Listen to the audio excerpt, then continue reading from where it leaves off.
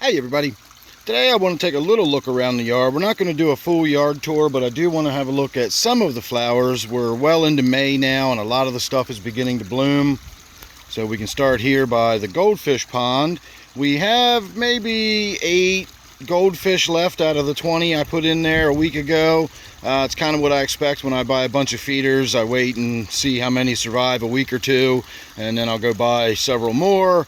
When you're paying 15 or 20 cents a piece for them, you don't expect too much as far as the survival rate goes, but we'll have to wait and see how the next batch turns out. But we are going to have some goldfish in the tank by the end of the summer, hopefully before that. But right now we've got, oh, I don't even know what this is called, but it's a pretty little pink flower. We have some of our columbine are starting to bloom. That's a really pretty one. I like these maroon colored ones too. We have quite a few of them, but we have one back here that only has one flower on it all by itself, and it is absolutely gorgeous purple and white one.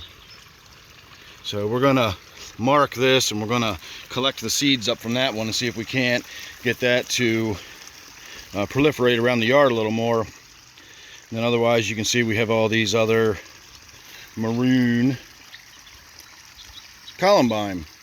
So we have already looked at the azalea. They're well past their prime now, but we are starting to get our bearded iris coming in. We'll get a closer look at some of these in a few moments as we walk around the corner. Our blueberry bushes are already covered in blueberries. So the birds and the squirrels are going to get a feast this summer once again. There's another pretty columbine right there. And we are weeks away from just an absolute floral explosion in the yard. We're going to have so many flowers around here. Pretty soon we're not going to know what to do with them all. Eventually we're going to make our way up there, have a look at those. There's a couple of azaleas that were not blooming last time we had a look around the yard. So we will be seeing those today. Got some Russian sage coming in back there. That looks nice.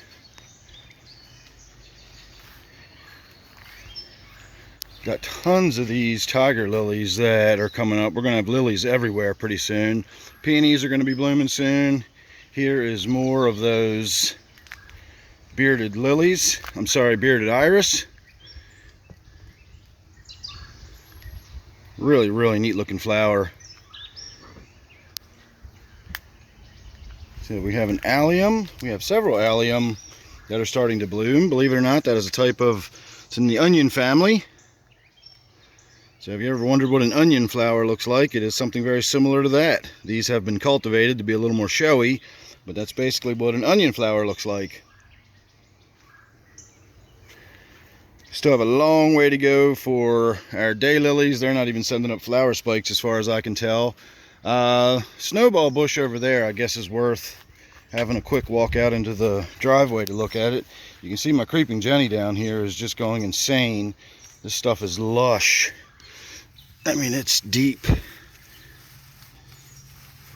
Look how deep that goes. That's all just creeping Jenny. I have so much of this. I probably should put some in the pond inside. You can see it just goes all over here, and we have it everywhere. You've got a bunch more of it growing over there. We have it growing on the hill. Lots and lots of creeping Jenny.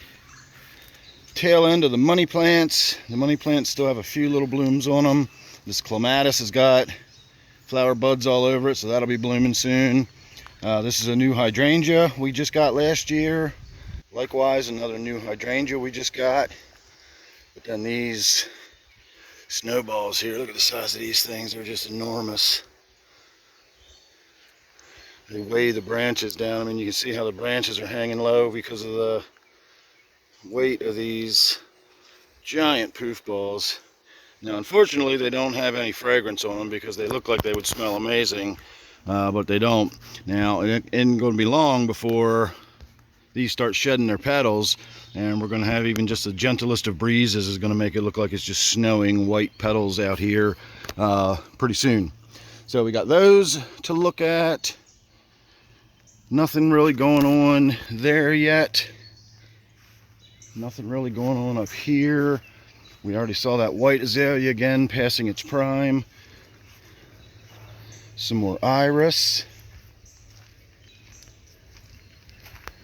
And these honeysuckle bushes, we've cut them back several times over the years in an attempt to sort of get rid of them, because they really do get huge and they just soak up tons of light out of the yard, but they just keep coming back.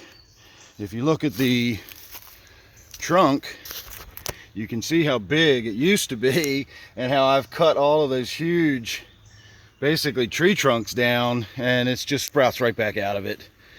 And so we have these two really big honeysuckles. Not that I'm complaining, they smell incredible and they look beautiful. And then if we skip over this little section here, we got the third honeysuckle right here at the top. So this is our new favorite azalea right here, and this one is just crazy. That is an azalea, if you can believe that or not. Stunning flowers on it. Absolutely stunning flowers on it. So we just planted that last year. It's obviously not fully covered in flowers, but considering we weren't sure if it was even going to make it, it was one of those end of the season, bought at half price, looked like it was almost dead. Very, very happy with the way that turned out this year. Next year it should look even better. Rhododendron is in bloom. Another one that's just beautiful. If you look very closely at those flowers, you will see the resemblance to the azaleas we were just looking at. And again, if you look very closely at the leaves and compare these to an azalea leaf, you'll see that the leaves too are very similar. And that is because azaleas and rhododendrons are very closely related, very, very similar plant. Both of which, of course, are beautiful. So this azalea was not quite ready last yard tour, and it's going now, and it's that nice deep rich red compared to the more sort of fuchsia bright red on the other ones that we had. Believe it or not, we did not plant a single one of those hostas back there. They just get there because of seeds. This bush, also covered in white flowers, will also give a little bit of a showy sort of snow-like effect when the wind blows, but we missed that. It's too late, unfortunately. And we got some more honeysuckle. The honeysuckle obviously is just a weed tree that just grows around everywhere. We don't really want it, but it's there everywhere. Got this wild clematis growing up here, and it too is passing its prime. Got all these stupid bamboo shoots I need to get rid of. If you hadn't noticed, we have a little bit of bamboo in the yard. I planted that stuff 20 years ago and it's never stopped growing. Look at this, good grief, all the way out here we got a bamboo. The size of that. It's growing in this bed, so that means those root trailers go all the way into the ground. I've mowed over bamboo here. We have bamboo coming up here. This is the last of our trillium. This looked a lot prettier a while ago. It had a much more of a reddish color to it. But this is an indigenous plant, and it comes in 3 colors. I don't know why I can't get these stupid little petals to open up. It comes in 3 colors. It comes in this sort of crimson color, it comes in a light sort of pinkish white, and then it comes in a sort of reddish color. And we have all 3 of them. But that one just sort of grows in the middle of the yard. I always avoid mowing it. And if we come around here, we can see this other dark sort of crimson azaleas in bloom. That looks really nice.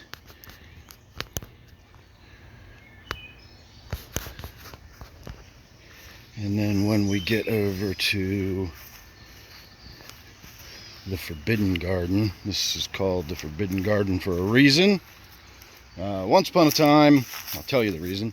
Once upon a time, this tree stump was not laying on the ground, but rather this tree stump was connected to that other huge piece of wood you can see right there. So when this tree fell over, it landed between those two and broke. And then this piece was just hanging there like that. And it was when we first started laying out this garden bed and doing stuff over here. And so I more or less told my wife, I'm not really comfortable with you working over there and working around underneath of that log that could fall any day now. Of course, it took several years for it to finally come down. But we always joked about this just being the forbidden garden because we didn't want to get crushed by a tree while we were over here. So eventually it came down. I sawed up as much of it as I could.